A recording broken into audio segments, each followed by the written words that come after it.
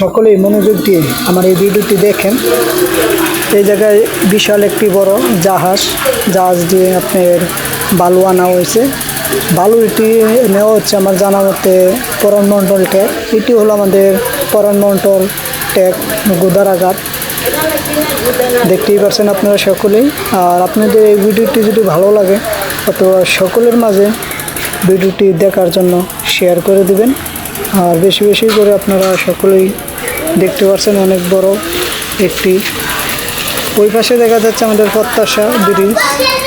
আর ওই পাশে দেখেন কিভাবে তারা পানি ঢেলে এটিকে বোঝাই করে। আর যে পাইপগুলো রয়েছে মোটা একটি পাইপ, ওই পাইপের দ্বারায় আপনার ওই বালুগুলো আসে।